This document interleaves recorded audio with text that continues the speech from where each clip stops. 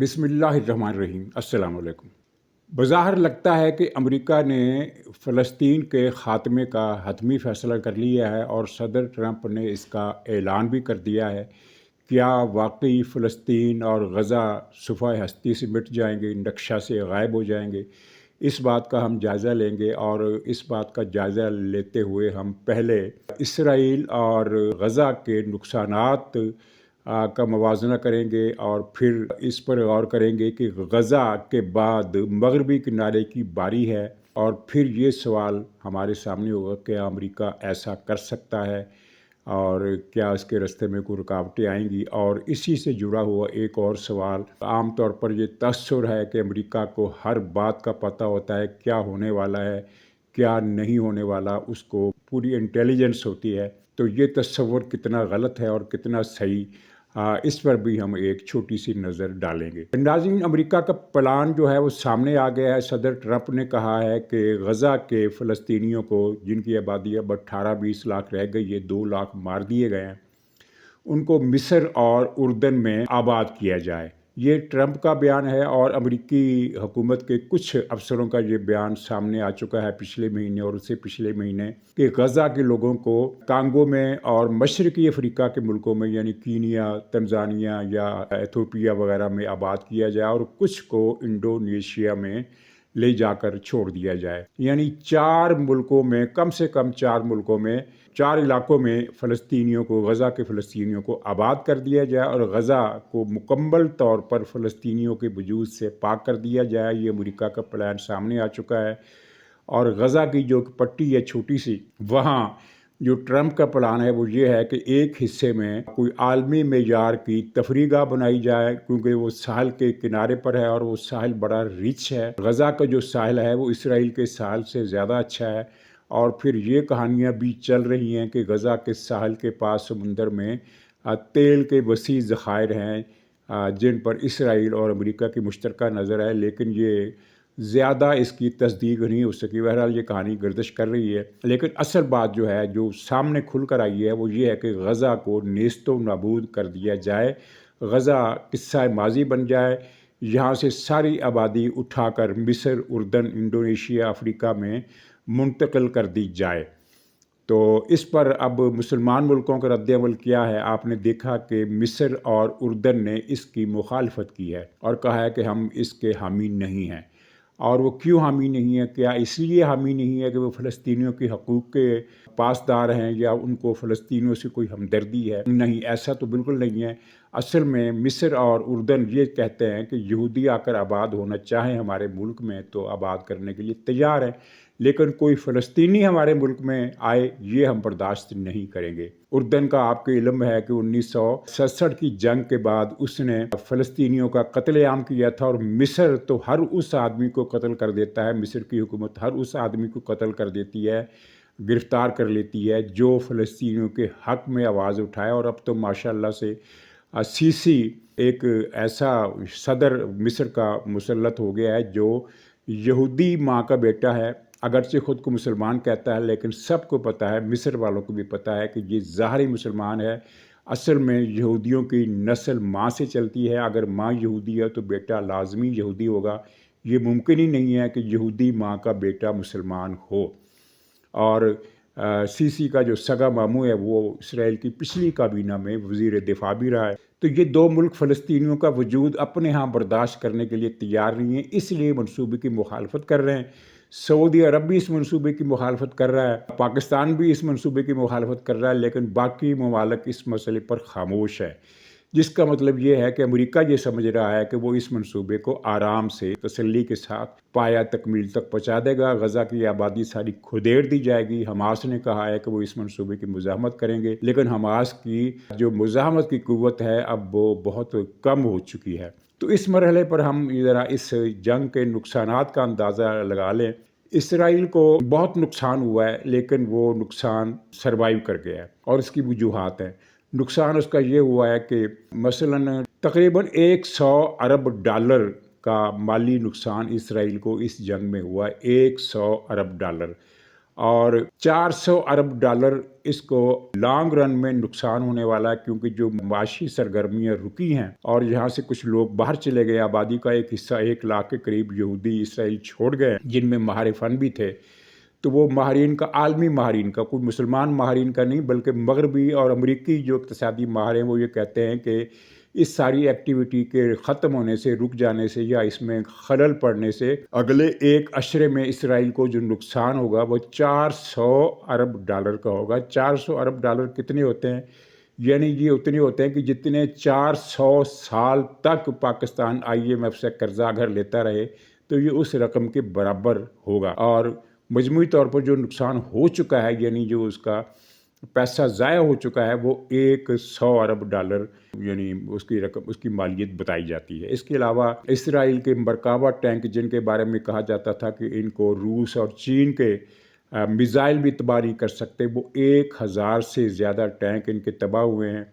ان کے کئی ہزار فوجی ہلاک اور زخمی ہوئے ہیں.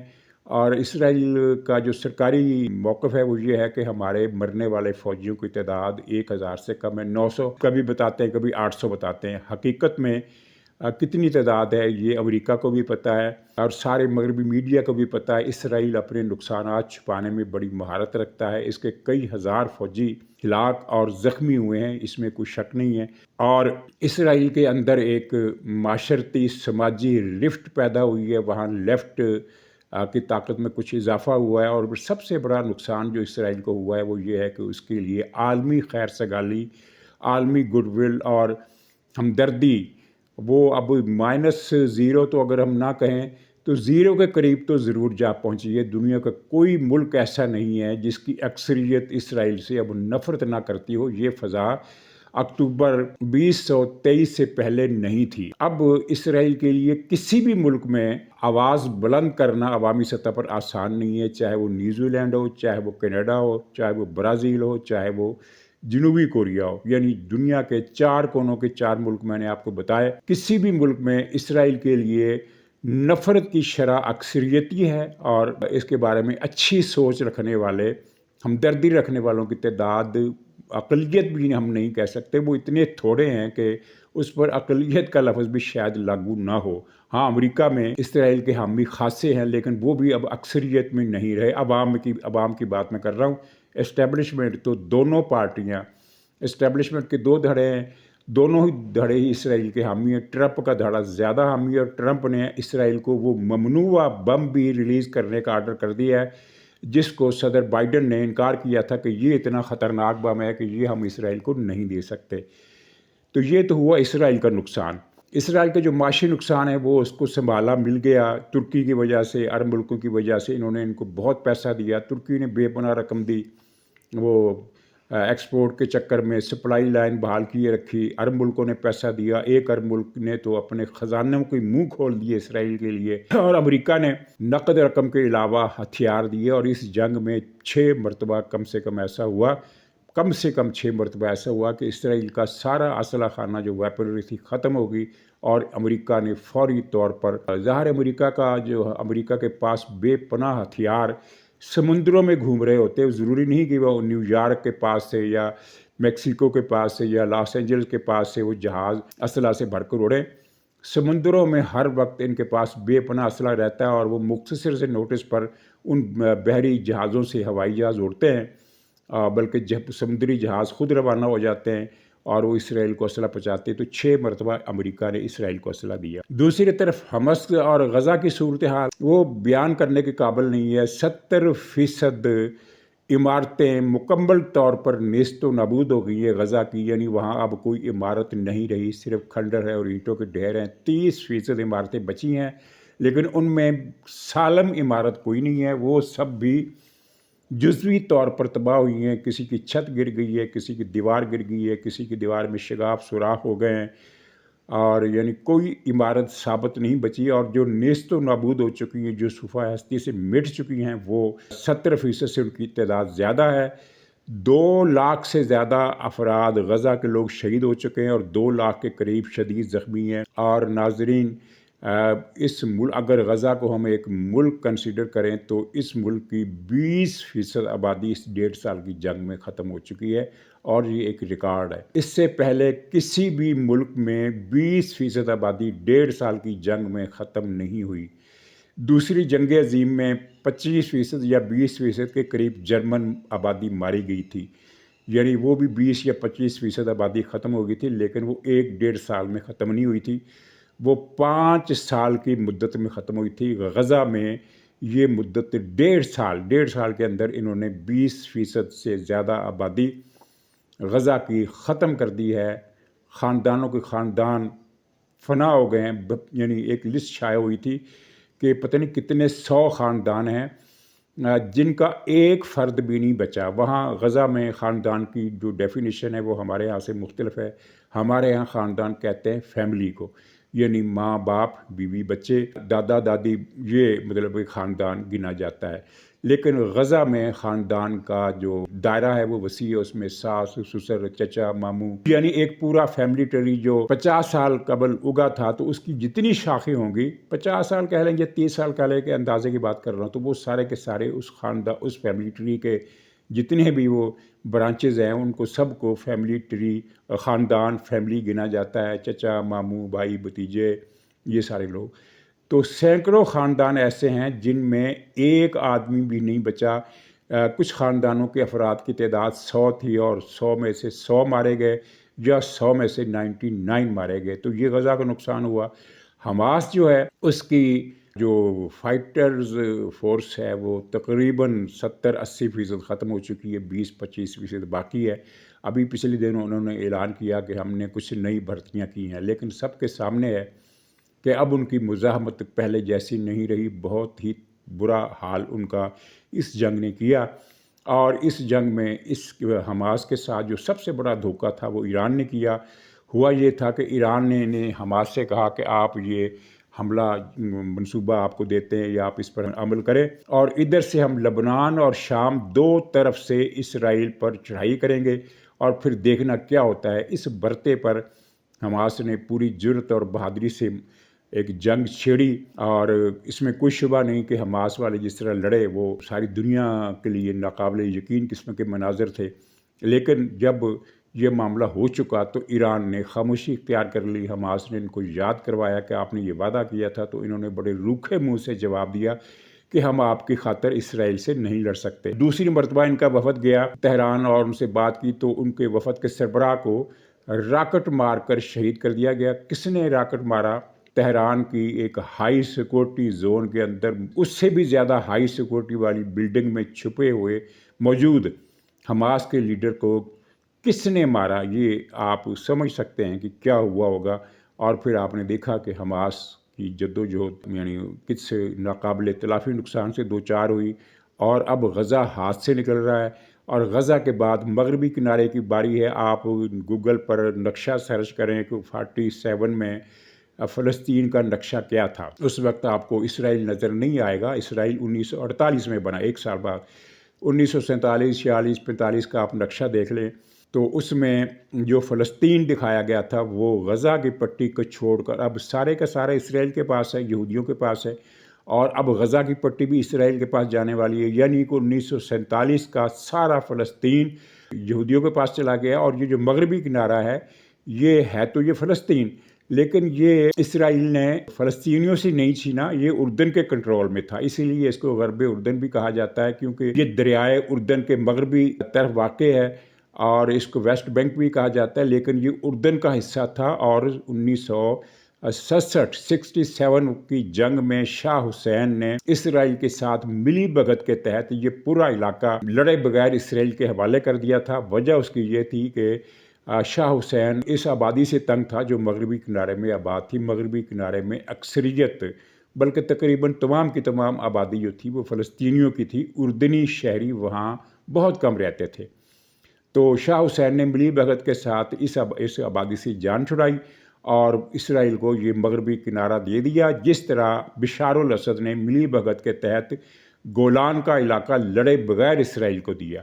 یہ تاریخ کی کتابوں میں یہ چیزیں لکھی ہوئی ہیں کہ گولان کس طرح فتح ہوا، اور مغربی کنارہ کس طرح فتح ہوا اور کس طرح صدر ناصر نے ایک یہودی ایجنٹ ہونے کے ناطے مصر کی ساری ایئر فورس کو 1967 کی جنگ میں حکم دیا کہ وہ تمام طیارے، لڑاکا بھی اور بمبار بھی اور ٹرانسپورٹ طیارے بھی، جتنے بھی طیارے مصری فضائیہ کے پاس ہیں، وہ سارے کے سارے قاہرہ کے نزدیک ایک شہر میں ایئرپورٹ پر جمع کر دیے جائیں۔ وہاں 250-300-400 جہاز اکٹھے ہوئے اور اسرائیل نے طے شدہ منصوبے کے تحت ایک ہی سارٹی میں یعنی اسرائیلی جہاز گئے اور بم گرا کر واپس آ گئے اور تمام کے تمام طیارے جل کر راکھ ہو گئے۔ مصر کو فضائیہ سے محروم کر دیا گیا۔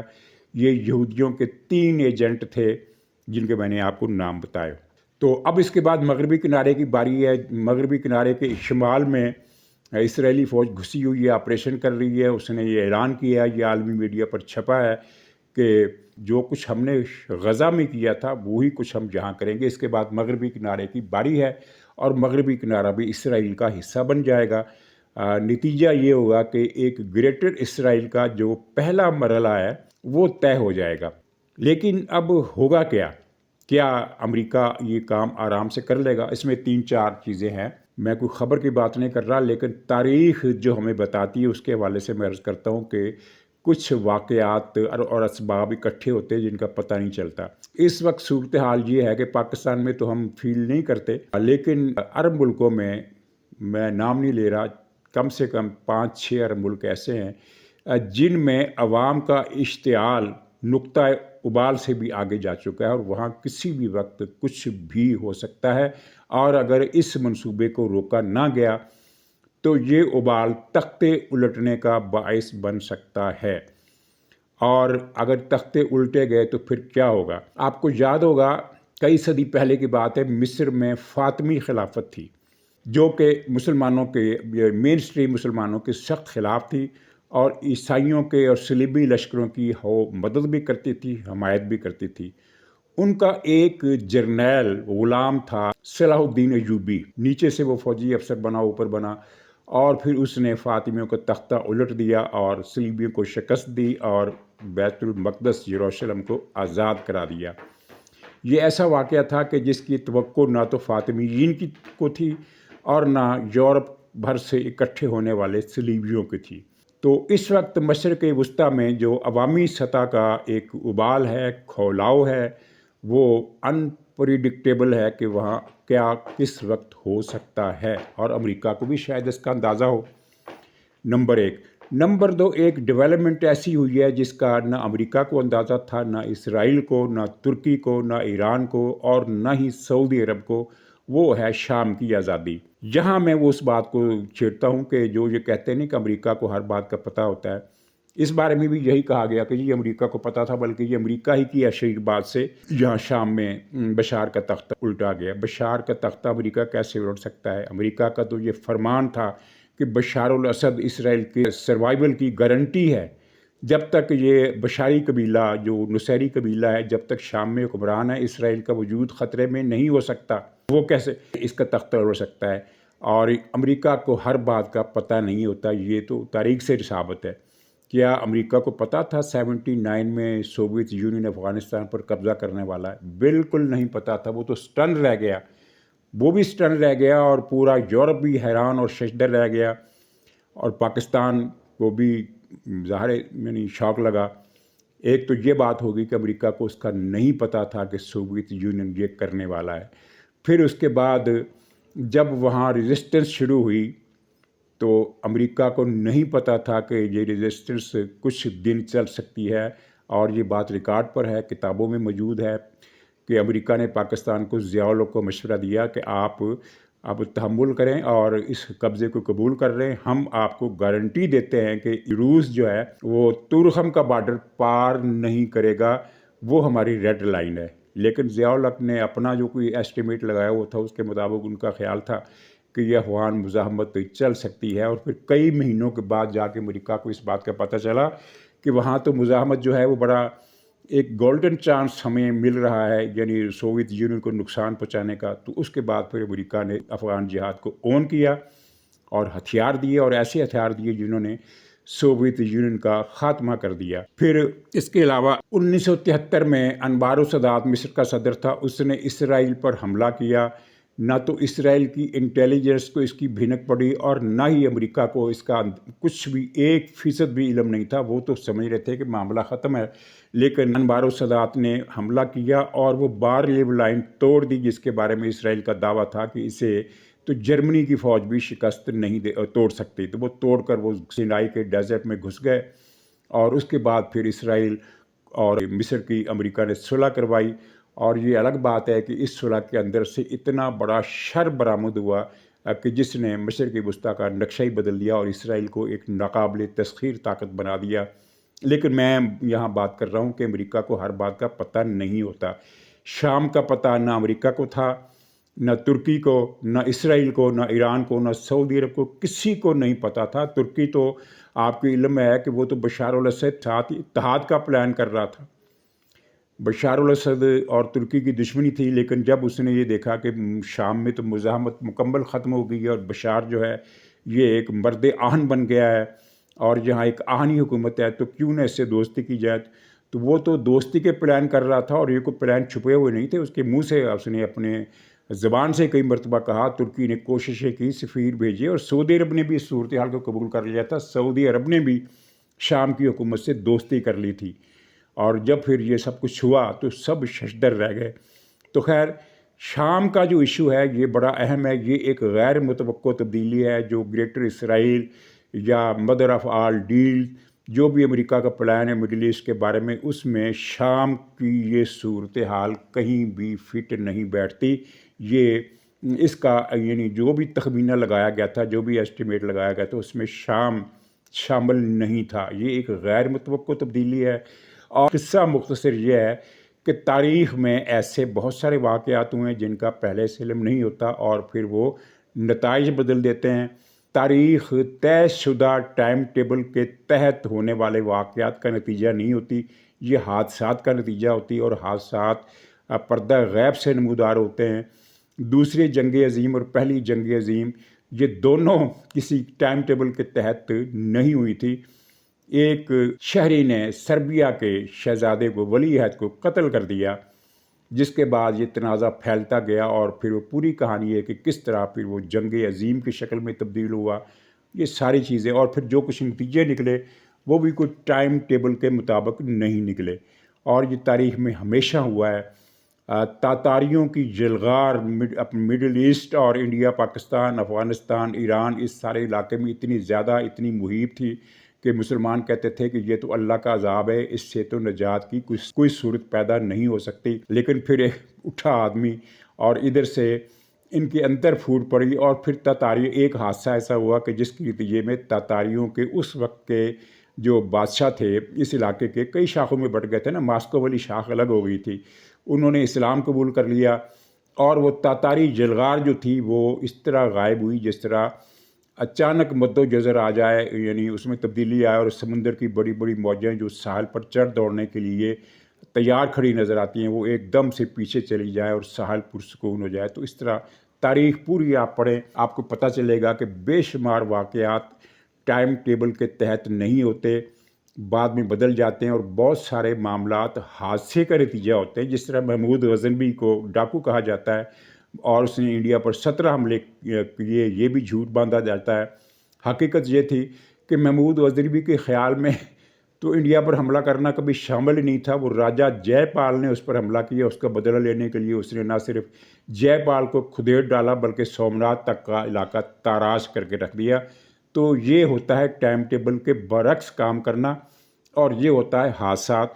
तो मशरिक़ वस्ता में कोई भी हादसा अमेरिका ट्रंप के सारे प्लान को नाकाम बना सकता है। तो नाज़रीन इजाज़त दीजिए, इंशाअल्लाह अगले ब्लॉग में फिर मुलाकात होगी, तब तक के लिए खुदा हाफ़िज़।